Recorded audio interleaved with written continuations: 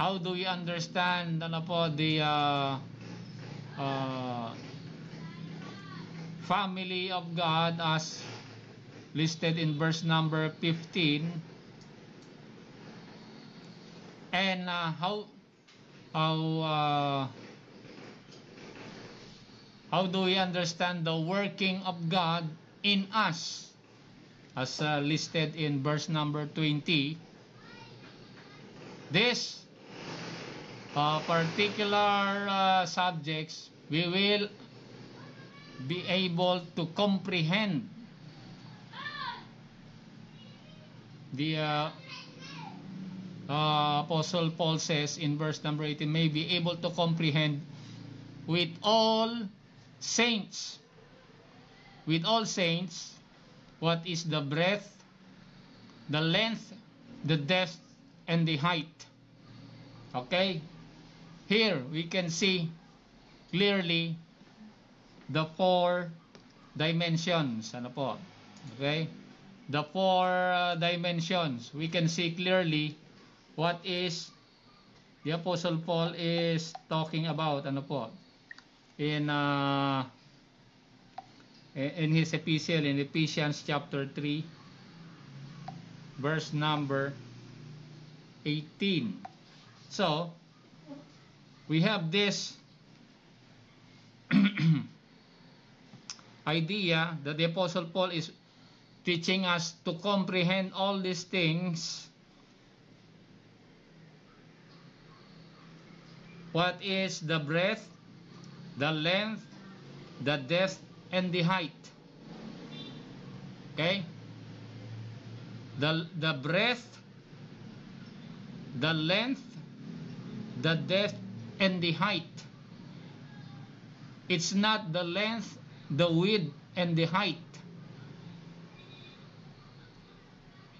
which is 3 dimension only, but the Apostle Paul is talking about a 4 dimension. Ano po? Breadth, length, depth, and height. Here we can see clearly that the truthfulness of the Word of God are revealed in 4 dimensions. Opo. Okay? In contrast to Euclidean geometry. Okay, Euclidean geometry is only 3 dimension, the length, the width, and the height. Okay, what is a Euclidean geometry? The length, the width, and the height of everything, ano po, of matter, ano po. Okay, this is observed throughout all sciences and even in engineering. You will hear teachers or professors of this subject talking about the length, the width, and the height. Okay, perspective of a subject. Okay, this is taught by not only engineering but in architecture. Ano po? Okay, when they talk about the isometric view. When you say the isometric view, that is you include the front view, the right side view, and the top view of the subject. And they are related to one another. Ano po? Okay? So, the front view is different from the right side view. And the right side view is different from the top view. Okay. That's what we call the Euclidean geometry. Okay. The front view, the right side view, and the top view of a particular subject. But in the writing of the Apostle Paul, we can see here that The Apostle Paul is not talking about a 3-dimension. He is talking about a 4-dimension. When we mention in Ephesians 3:18, again, the breadth, the length, the depth, and the height. Okay? So, this is what we call in science, in mathematics, the tesseract. Okay, the tesseract. Ano po? A 3-dimension. If you will look at to our blackboard, ayan. Yes. So the 3 dimensions, yan, as unraveled, the 3 dimension is represented by a box. Okay, a cube. So how do you understand? How do you comprehend all the different views of a cube, of a box? You unravel it and you will come up with the figure of the cross. Okay? That is the 3 dimensions. Ano po? But the Apostle Paul is talking about a 4-dimension. When we talk about the breadth, the length, the depth, and the height. So the 4-dimension. Ano po? As we can see here in our illustration, the 4-dimension, we have not only the front, the right side, but we have the top and the below and the back view and the opposite of the breadth na binabanggit ni Apostle Paul sa Ephesians 3 verse number 18. So we have 4 dimensions. Ano po? 1, 2, 3, and 4. Ayan. 4 dimension. Okay? So what are this? Knowing this principle, we can see this clearly in our study. In our last studies of the scripture of this subject. Opo. About the 4 dimensions. Ano po? So what are these 3? What are these 4-dimensional study in the scripture? Take note, we can learn this principle in the Bible, ano po, throughout the Old Testament. Example, itong Bible reading ho natin, Bible reading in Ezekiel chapter 1, na hardly understood even by Bible students because of its language. Ano po? In Ezekiel chapter 1. So what are these 4-dimensional study in order to come up with the correct meaning of the Word of God? We will learn that this morning. Okay, we will go to the first principle of knowing what is the exact meaning of the Word of God. We will go to 1 Chronicles chapter 12. Let's go to 1 Chronicles chapter 12. Okay, let's go to 1 Chronicles chapter 12. In the Old Testament, of course. 1 Chronicles chapter 12, verse number 32.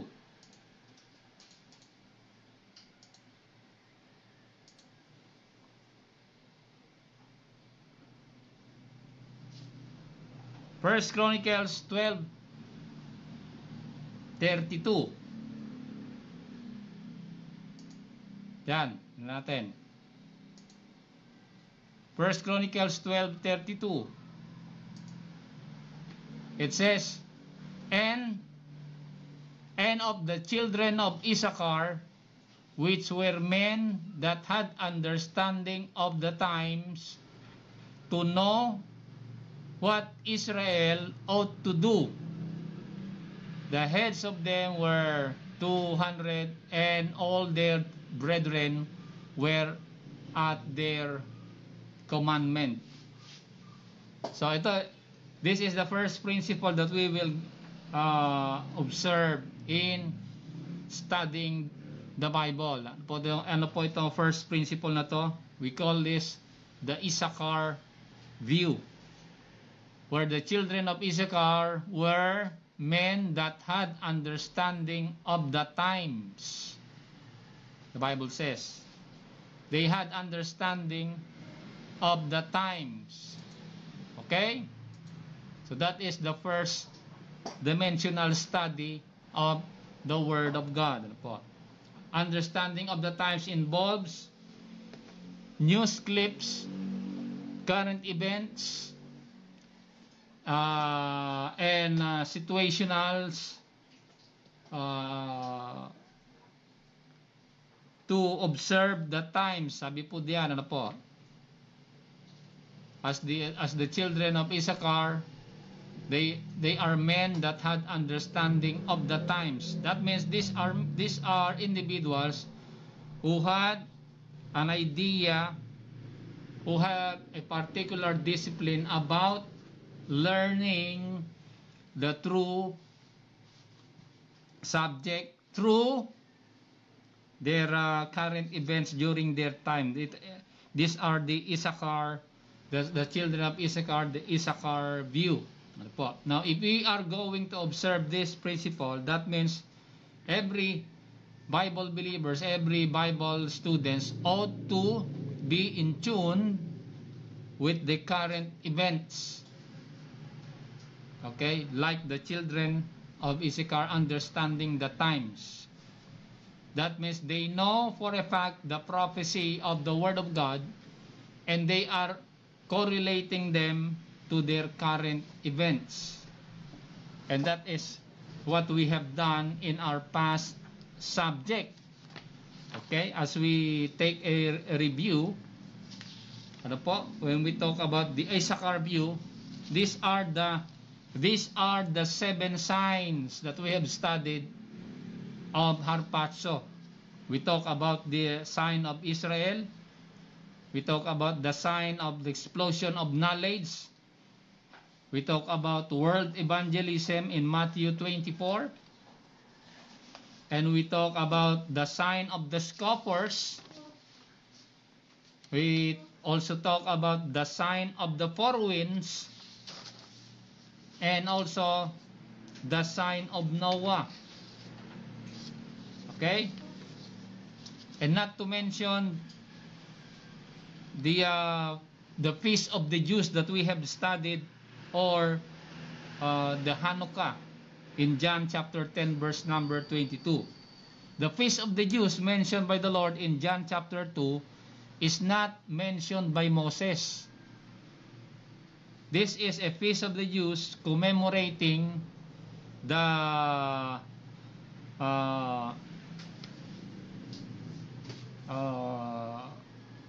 effort of during the Maccabees, of Judas Maccabeus, between the Old and the New Testament.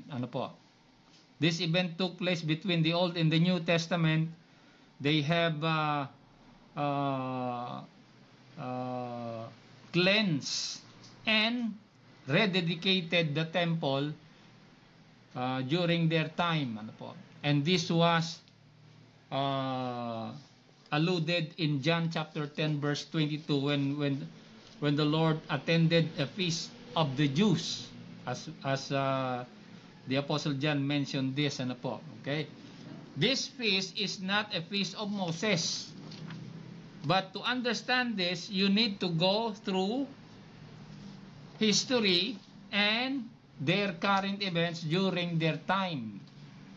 So the Lord mentioned this to teach the nation of Israel the veracity of His person, that He is the true and living God. When He said, I am the true Epiphanes. Okay? I am the stone that the builder rejected. I am there are many I ams of the Lord mentioned in the book of John, ano po. Okay? Pointing them to the truthfulness of the Issachar view. These are men that study the current events as they are related to prophecy. So that is the Issachar view. And another example is also the subject that we have studied, ano po, about the proxy war. Ano po. Okay? If you want to have a complete study of this subject, you can go to our YouTube channel and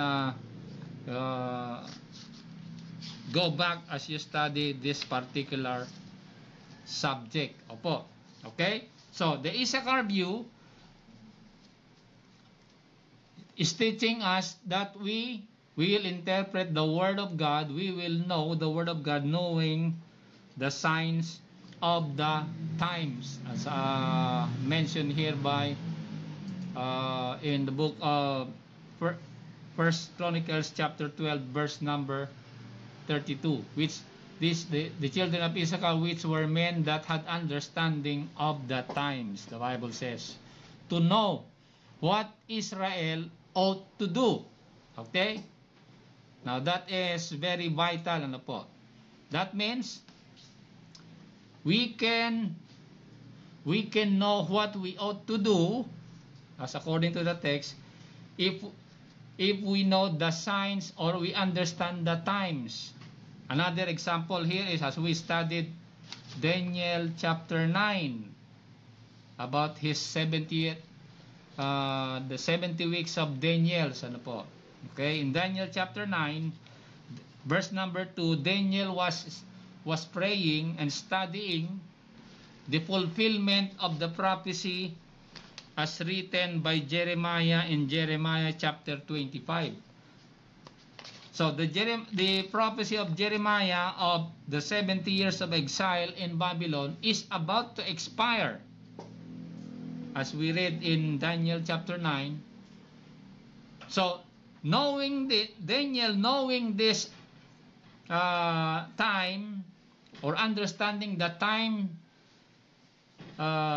he received a prophecy from God, and again depicting the future of the nation of Israel. Okay, so that the Issachar view will teach us to understand the signs of the times, so that we will know what we ought to do in the future. The Bible says, let me again read for you First Chronicles 12:32. Children of Issachar, which were men that had understanding of the times, to know what Israel ought to do. That means there are many believers nowadays who doesn't know what to do in their service to the Lord, because they are ignorant of the signs of their times. Now that is very critical. Opo. And it is also sanctioned by the Lord, ano po, in the book of Matthew chapter 24, when he said in Matthew 24, when you see the sign of the prophet Daniel, he said, then you ought to do this as the Lord commanded them, ano po. So you must know how to understand the signs of the time in order to know what to do tomorrow. Okay, that is the Issachar view.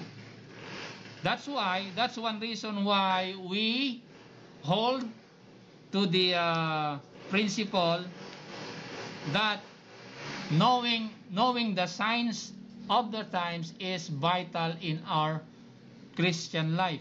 Ano po? Okay? as we have studied the signs of the rapture, ano po, the signs, 7 signs of the second coming of the Lord, ano po. Okay, where the Lord says that we must in Hebrews, let me read for you Hebrews 9 verse number 28. Okay, and be reminded what the Apostle Paul says sa verse 28. If so Christ was once offered to bear the sins of many, unto them that look for him shall he appear the second time. So how can we look for him? How in the world would a believer look at the second coming or waiting for the second coming? How do we wait for the second coming of the Lord? Because if we are not waiting, according to Hebrews 9:28, okay, if we are not waiting, unto them that look for him or wait for him shall he appear the second time. So the Lord Jesus Christ will appear to those people who are waiting for him. Okay, so that is one reason why we hold the view of the Issachar, men of the Issachar. Okay, so that is the first dimensional study.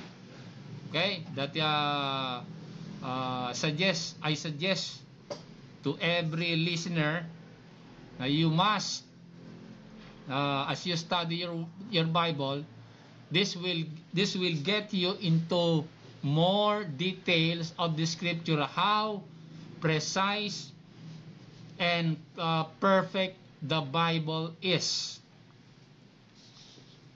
Another example is let me remind you again the prophecy of Daniel, ano po, as he received from Gabriel when he received the prophecy of the 70 week of years. Okay, the Bible says from the beginning of the commandment until the Messiah, the Prince, shall be, okay, 69 weeks, as Daniel says. So, and after that, ano po, after the Messiah, the Prince, ano po,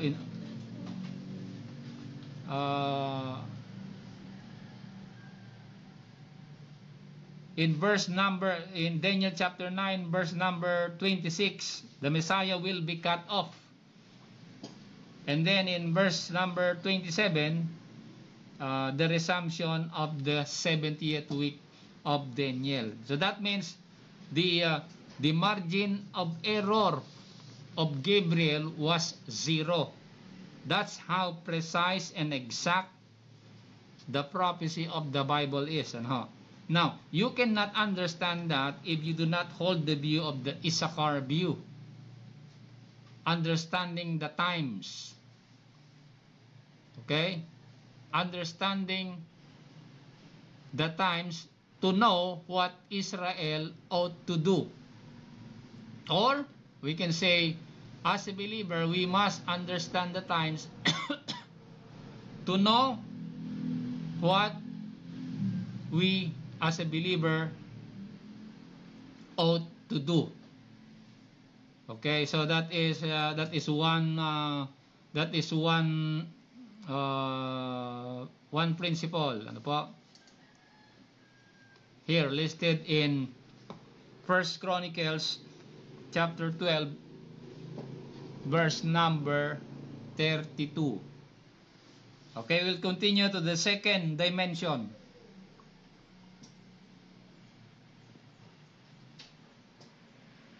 Let's go to the second dimensional study. Ano po? The first is the Issachar view. 1 Chronicles 12:32. Now let's go to this to the second dimension. This is different. Ano po? This view is different from the Issachar view. Okay, the Issachar view deals with deals with the signs of the time or the current events.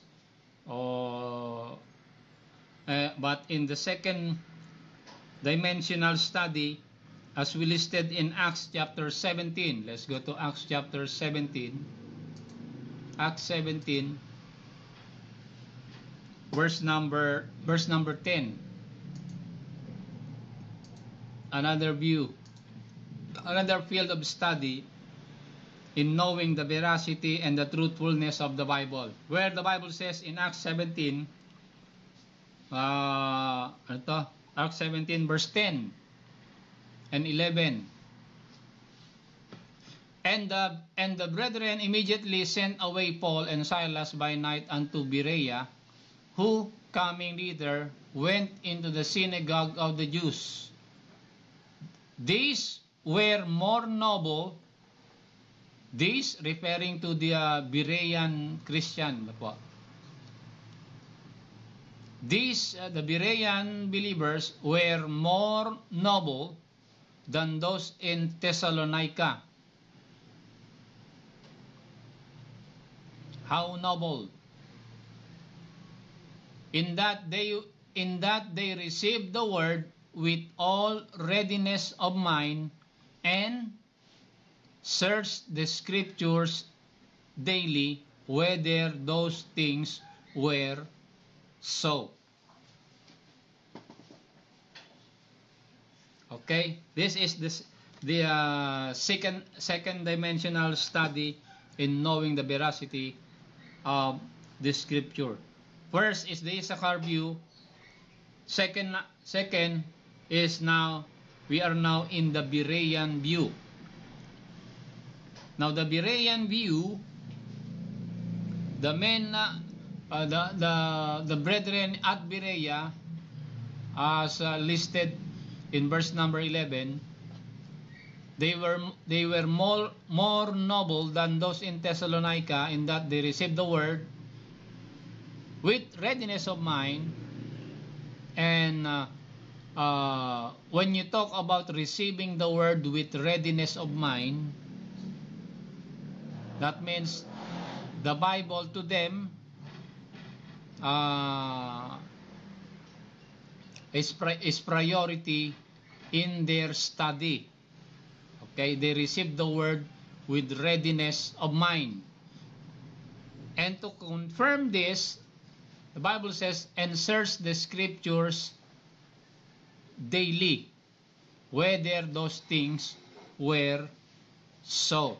Okay, that is the Berean view.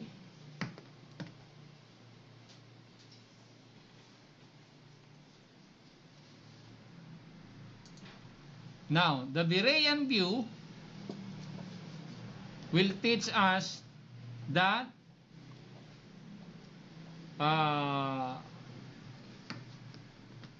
as we look at our past lesson, this will take us, the Berean view will take us to the veracity of the scripture.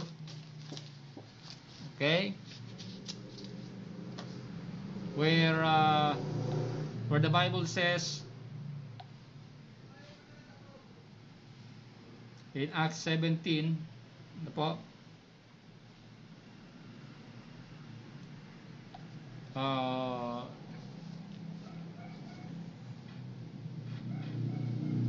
17 verse 11, in that they received the word with all readiness of mind and searched the scriptures daily.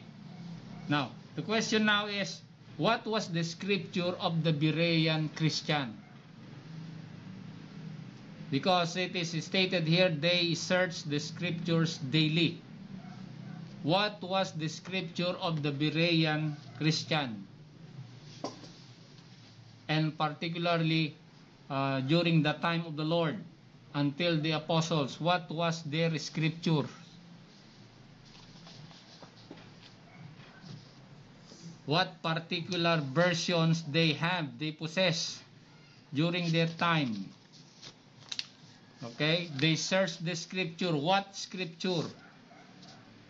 And according to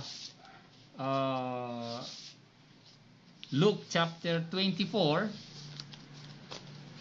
Okay, in Luke chapter 24,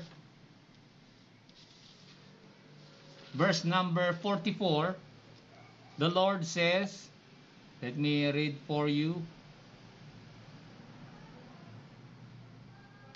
Luke 24:44.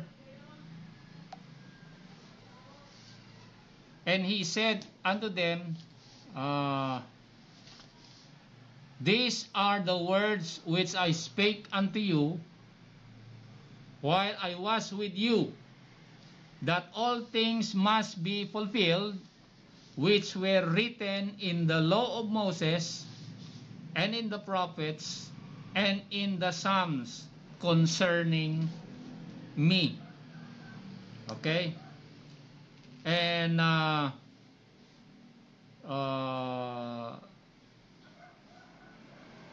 verse number 44. Okay? Of Luke chapter 24.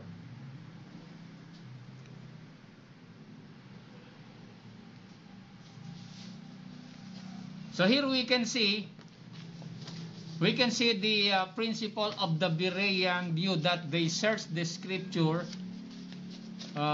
daily. So what particular scripture they are searching or they are studying?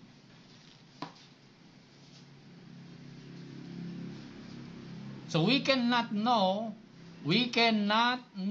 which particular scripture they were searching and studying if we do not observe the first principle, which is what? The Issachar view. Okay, in the Issachar view, it will tell you that the scripture that they are searching and studying was the Greek Septuagint. Opo, the Greek Septuagint. The Greek Septuagint was is a translation of the Old Testament into Greek as mandated by Ptolemy Philadelphus in 295 BC. Opo. Okay? So, they were studying and searching the scripture.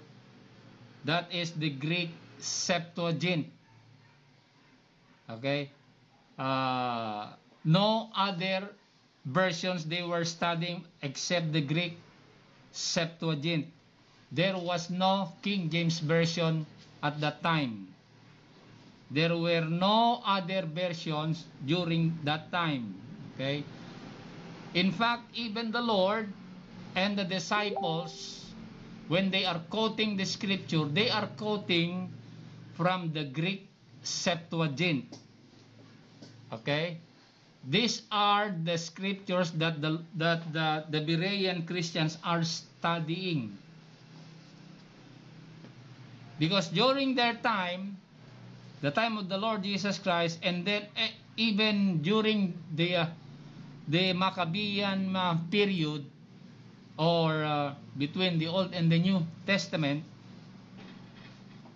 these 400 years, okay, the Lord had taken into account the language of the Greek to influence the nation of Israel, so that the language during the time of the Lord Jesus Christ and the disciples, okay, where they were speaking to the Jews, to the religious leaders, they were speaking Hebrew, of course. But to the ordinary Jew, during that time, they were speaking what we call Aramaic. And their second language were, according to Issachar view, if you go to history, they were speaking what we call a Koine Greek. Okay? A Koine Greek, or a Greek language spoken in the streets. Okay? A Koine Greek. So they are interpreting the Greek Septuagint, mga kapatid. Okay, so this is very important, because if you search the scripture according to the studies that we have about the subject of delivered faith, as we have studied, the Greek Septuagint, or the Hebrew Scriptures, the Bible of the Lord Jesus Christ and the disciples during their time, they do not have, of course, the New Testament. They only have Hebrew, the Greek Septuagint, a Greek translation of the Hebrew Bible. And here in Luke chapter 12, in Luke chapter 24, verse 44, the Lord specifically told the disciples that all these things must be fulfilled, starting from the writing of the law of Moses, the prophets, and Psalms. Okay? The law of Moses is the Torah, the prophets is the Nevi'im, and Psalms is the Ketubim. This is what we call the Hebrew Bible. Combining the Torah, the Nevi'im, and the Ketubim is the Tanakh. The Tanakh. That is the Hebrew Bible.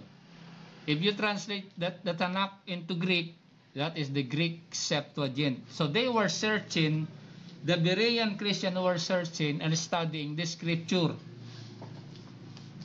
Which scripture? The Greek Septuagint. No other versions. Okay? And if you read the Greek Septuagint, there are particular verses here that will help you understand about a particular subject, especially about the lordship of the Lord Jesus Christ, written as prophesied or as written by Isaiah, Jeremiah, Ezekiel, and Daniel. Okay? And in Luke 24, verse number 27, Luke 24:27, let me read for you. The Bible says this, and beginning at Moses and all the prophets, he expounded unto them in all the scriptures the things concerning himself.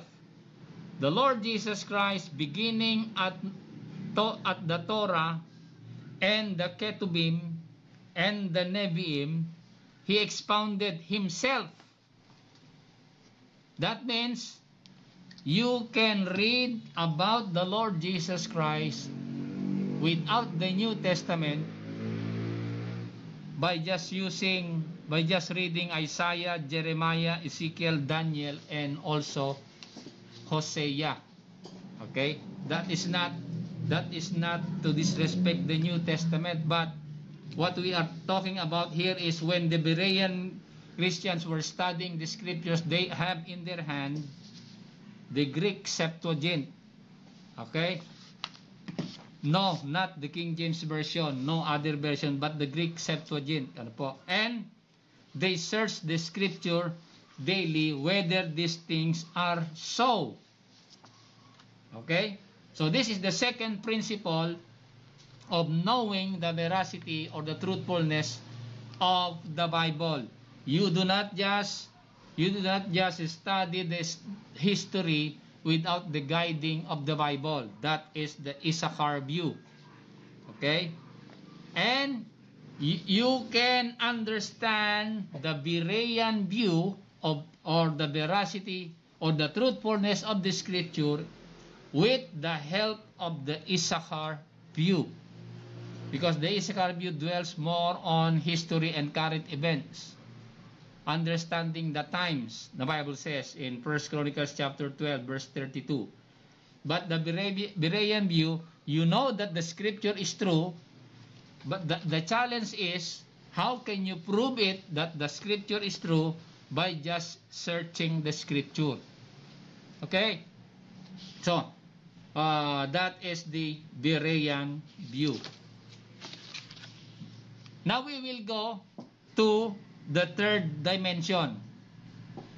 The third dimensional study of the scripture, of knowing the truthfulness of the Bible, not only the Issachar view, not only the Berean view, but also let's look at the book of Exodus chapter 20. Let's go to Exodus chapter 20. Okay, Exodus 20, and we can start here. Exodus 20. Okay, 20, chapter 20, verse number. We'll start studying the second dimension na po. Verse number 7. Okay. Okay, yan. Here, we can see Exodus 20. Of course, when you talk about Exodus 20, that is the what? The chapter where we can read the 10 commandments. Exodus chapter 20. But we will go particularly sa verse number 7. Okay? Exodus 20 verse number 7. Ano po? Okay? Ano sabi dito? Exodus 20 verse 7. Thou shalt not take the name of the Lord thy God in vain, for the Lord will not hold him guiltless that taketh his name in vain. Now, take it as it is.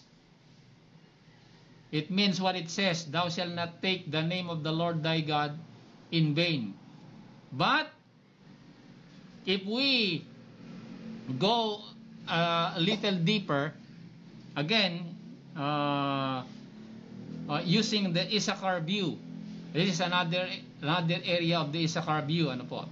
Issachar view deals with the understanding of the times and the development of the events during their time, much more understanding the scripture. So you go to the original word, okay?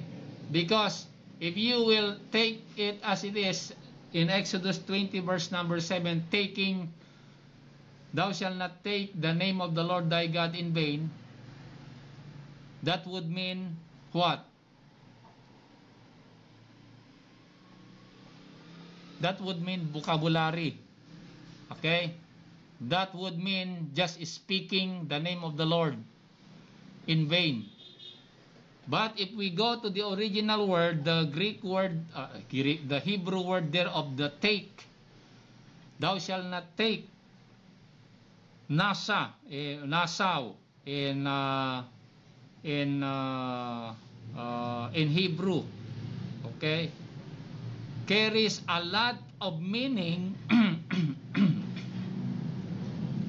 But when you take a lot of the name of the Lord thy God in vain, it would mean this, ano po, okay?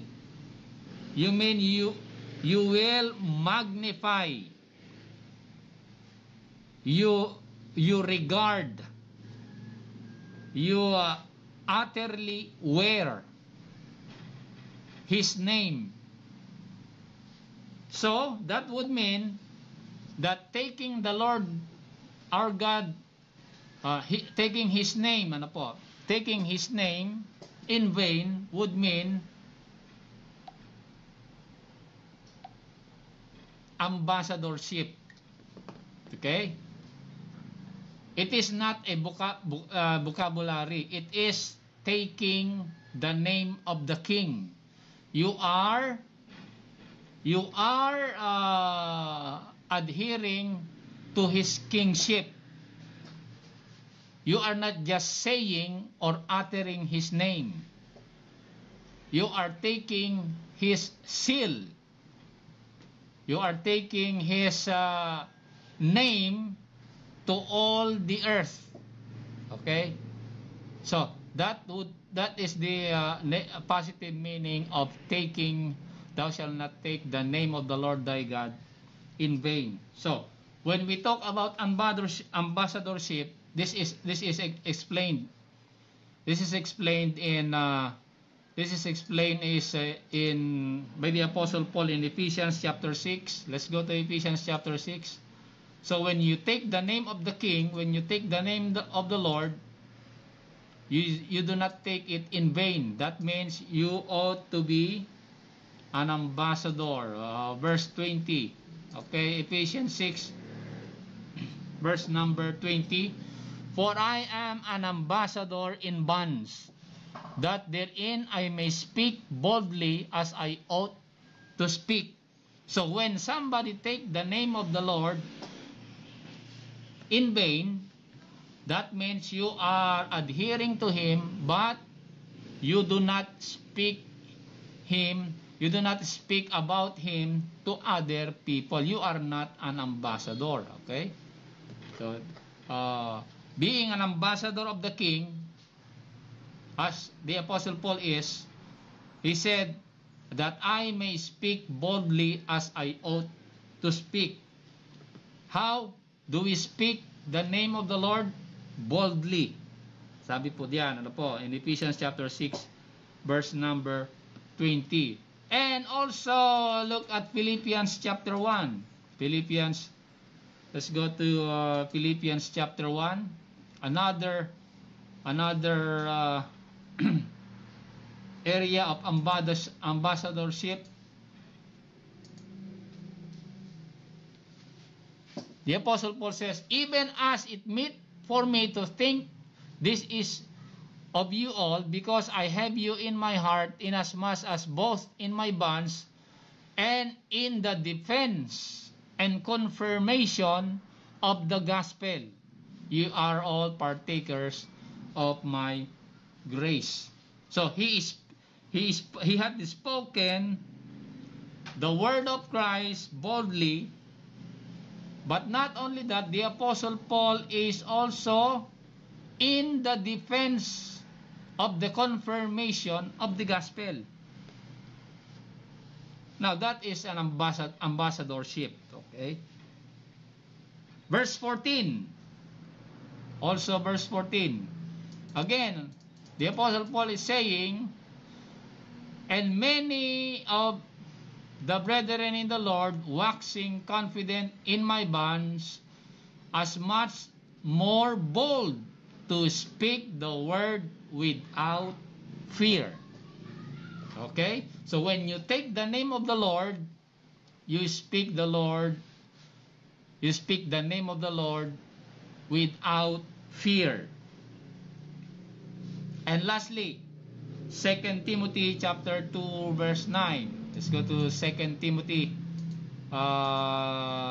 chapter 2 verse number 9. Okay, verse number 9. Let's go to verse number 9, 2 Timothy chapter 2.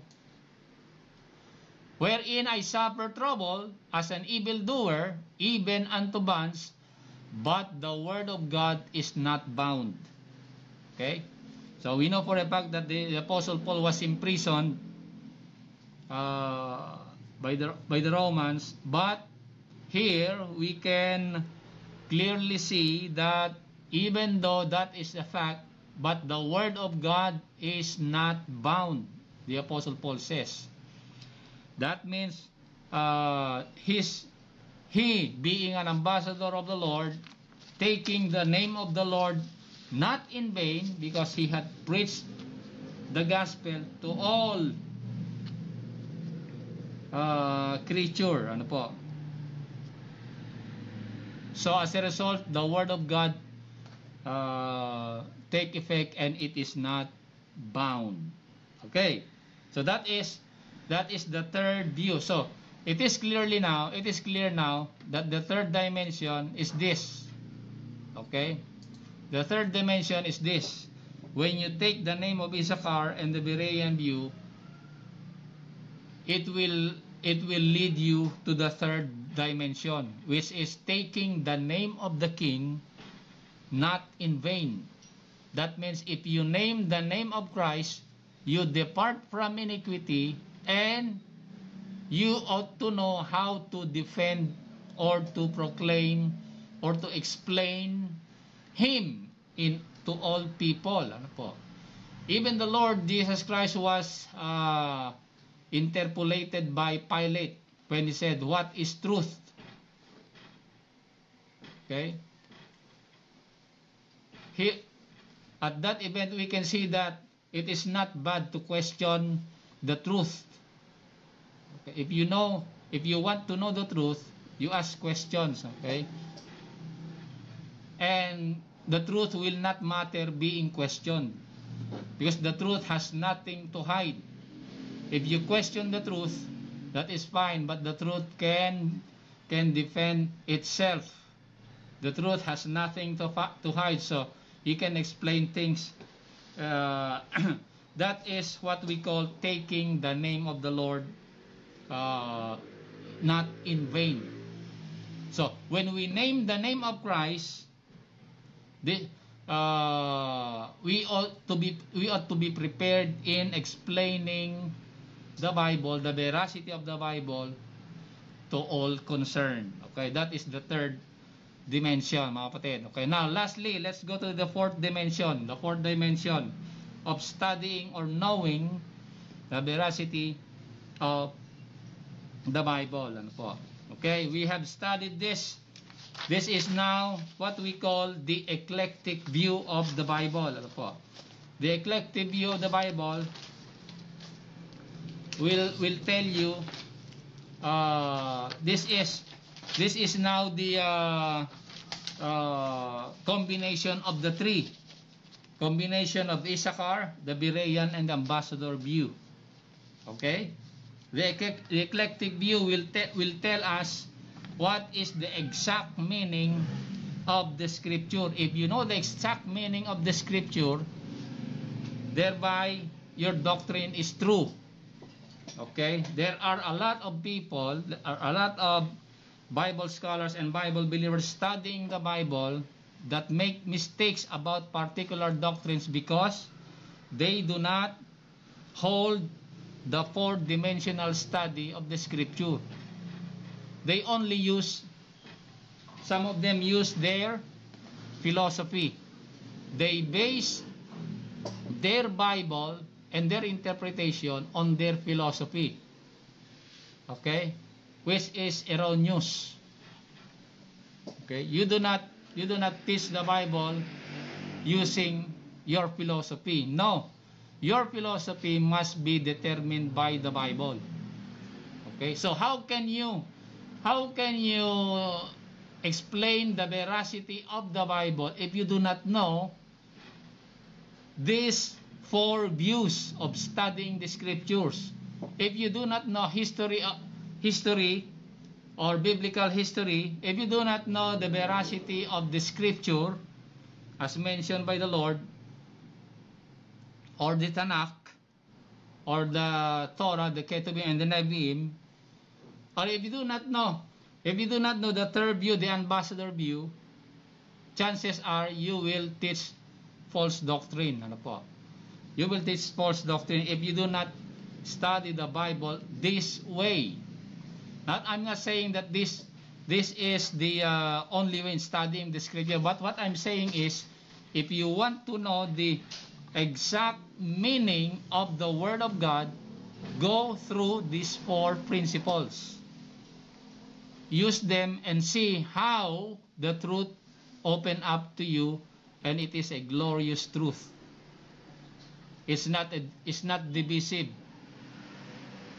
It's not even as some believers would say, negative. Okay? It is an eclectic view. What is an eclectic view? The fourth dimensional study of the scripture. When we talk about eclectic view, this is the conglomeration of all the 400,000 variants of the scriptures. Okay? Now, this principle is observed in the makeup of the King James Version. Ano po? Okay? In the makeup of the King James Version, we have three important characters, namely Desiderius Erasmus, Robert Stephanus, and Theodore Beza. Okay. Now, Desiderius Erasmus combined the Latin and the Greek New Testament in 1535. Okay, this is the basis of the King James Version. And they have 5 editions. And their first and second edition of the King James Version, they do not possess 1 John 5:7. But in the third, the fourth, and fifth edition of the King James Version by Desiderius Erasmus, he added 1 John 5:7. Okay, that is documented in history. You can check them out. And also, during the time of I think Robert Stephanus, they have printed a Bible known as the Adulterer's Bible. King James Version yon. What is the Adulterer's Bible?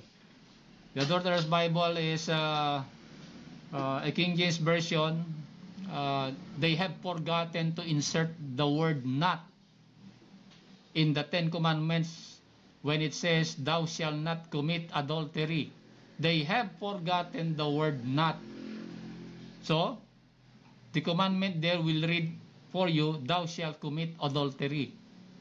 So they call that the Adulterer's Bible. That is a King James Version. Okay, that is one loophole of the King James Version po. So, Desiderius Erasmus, what do they have?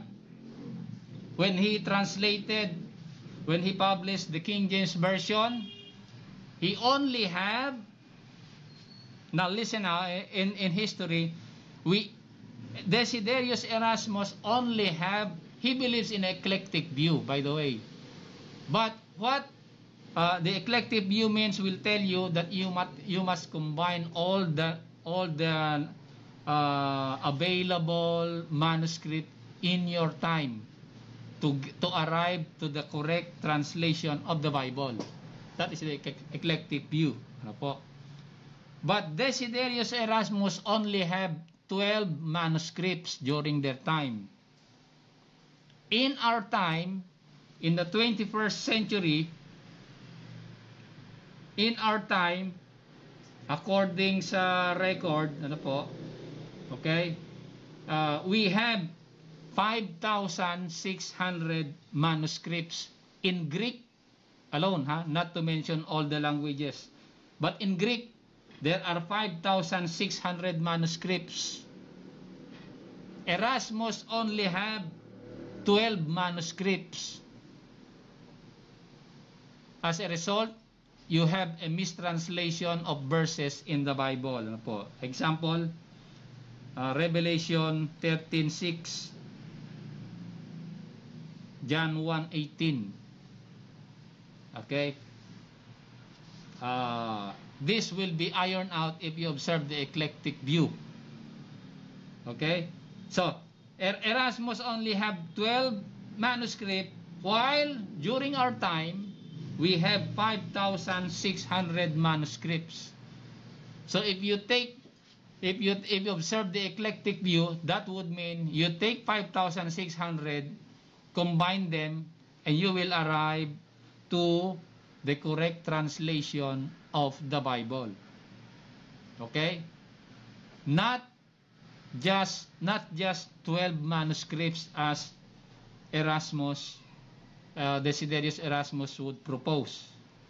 And mind you, Desiderius Erasmus, Robert Stephanus, and Theodore Beza, all of them are Roman Catholics. A Roman Catholic producing a Bible for the Baptist.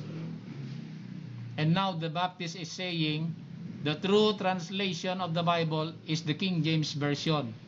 But we know for a fact that the King James Version was not yet around during the time of Christ. They were interpreting and reading the Greek Septuagint. Okay, so that will tell you something. So when you talk about the eclectic view, you combine all this. If there are 138,200 words in the New Testament, every verse, every word out of 138,200 words in the New Testament right now, every word has 3 variants. So that would mean 138,000 times 3, you have a multiple or a million variants of the New Testament during our time. Okay, so let's wrap this up. That would tell you the eclectic view. So to arrive to the true meaning of the Bible, you must observe this. So when the Lord says, search the scripture, what he is saying is what? You search the scripture. What is scripture? He is searching. That the Lord is talking about searching the scripture. And the Berean Christians, when they search the scripture, what version are they searching for? They are searching in the Greek Septuagint, of course, not any other version. And yet, there are believers today that would propose, that believe that the Word of God is only preserved in the King James Version, which is a blatant false accusation. It's not true. The Word of God is preserved through the manuscript traditions, okay, not just a specific version of the Bible. That is what we call the eclectic view. Opo. Okay, let me give you an example as in our closing. Let me read for you John chapter 1, verse number 18, where in the King James Version the Bible says, no man hath seen God at any time, the only begotten Son, which is in the bosom of the Father, he hath declared him. But in the eclectic version, listen to the difference ng King James and the eclectic version. No man hath seen God at any time, the only begotten God, which is in the bosom of the Father. God and Son is different. Okay? The Lord Jesus Christ here is not just a Son, He is God, according to the eclectic view. If an unbeliever or a Muslim would read the only begotten Son, what would come to mind is the Lord Jesus Christ is not God. He is just a Son. But if you read in the eclectic version, the only begotten God, that would put to the Lord Jesus Christ in the right place, that He is God Himself. And if you use the Issachar view, or you go back to the original word of the begotten Son here in the King James Version is homogeneous theos, or homogeneous, the two Greek words homo and genea, okay, or the same gene. That means that if there is a gene present to the God the Father, the same gene is represented in God the Son. Homogeneous theos. Okay? Only begotten God.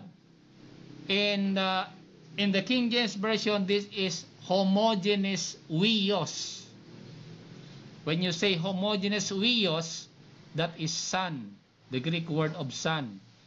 But when you say homogeneous theos, theos is the Greek word for God. Okay? So, you cannot learn that anywhere else except you observe the eclectic view. Okay? And lastly, Revelation 13.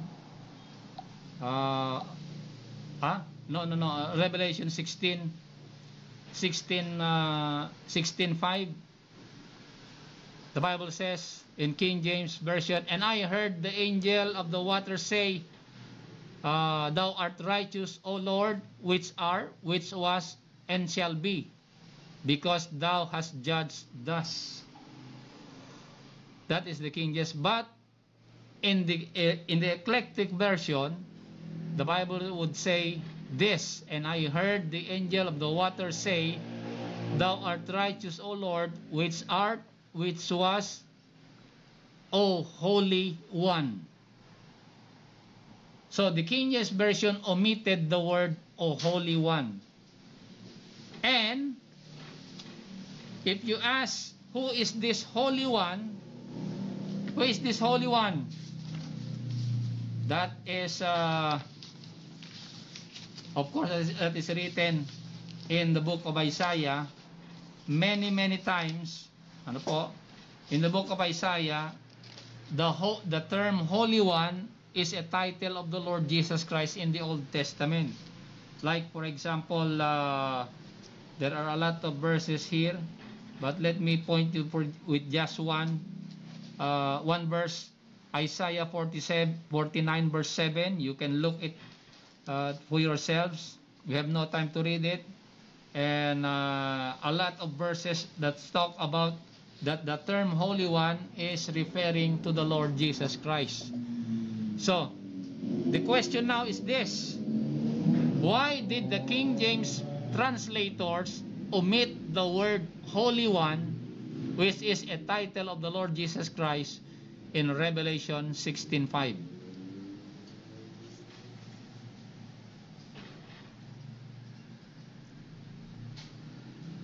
Okay, that is a challenge to all King James fanatics. And by that, we close our study for this morning. We have studied the four-dimensional study of the scripture. As the Apostle Paul says, there is a length, the breadth, the width, and the height of comprehending the Bible. Apo.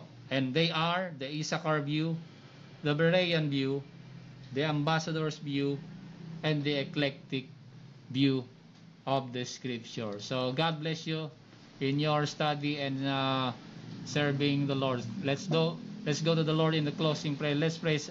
Thank you, Lord, for your blessing. Thank you for your word. Thank you for your care and grace you have bestowed upon us.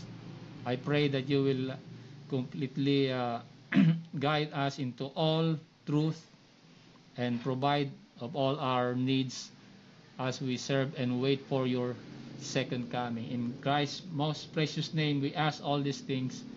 Amen.